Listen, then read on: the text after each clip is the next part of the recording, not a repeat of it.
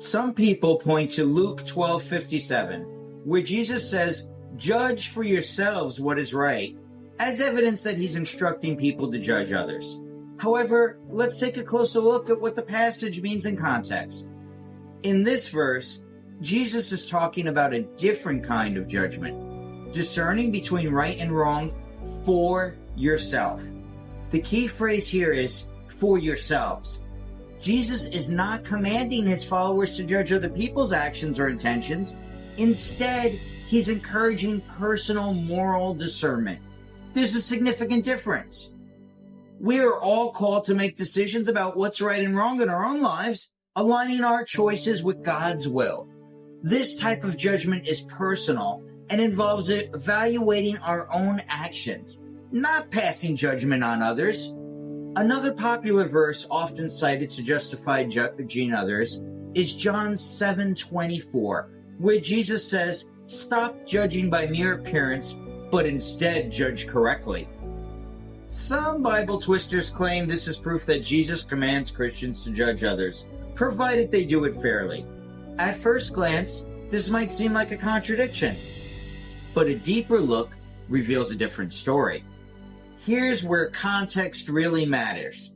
A tactic often ignored by those twisting scripture. It's easy to cherry pick verses without considering what comes before or after them, turning Jesus' words into sound bites stripped of the original meaning. To understand this passage, we must consider the situation and the audience. Sometimes the Gospels refer to Jesus' audience as the people, while other times they specify the Jews. The distinction here is important.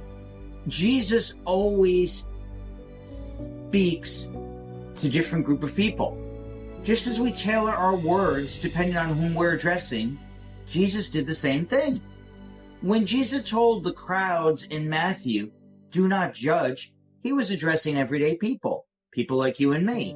But in John 7, Jesus is speaking to the Jewish religious leaders, the experts in Jewish law. These leaders had a specific role, judging matters of law. Just as we wouldn't tell a modern-day judge, "Stop judging cases," Jesus wasn't telling these leaders to abandon their role entirely. Instead, he was rebuking them for their hypocrisy and their wrongful judgment of him. If you look at the context, Jesus was in the temple courts, John 7:14, where the Jewish leaders presided over legal matters. In verse 19, he directly accuses them, saying, "Has not Moses given you the law? Yet none of you keeps the law? Why are you trying to kill me?" This clearly shows that Jesus is confronting the Pharisees and the religious leaders for their unjust actions and intentions, specifically their plot to kill him, not telling others it's okay to judge. In summary, Jesus was addressing the Jewish leaders in their role as judges, rebuking them for unjust judgment of him, not instructing his followers to judge other people.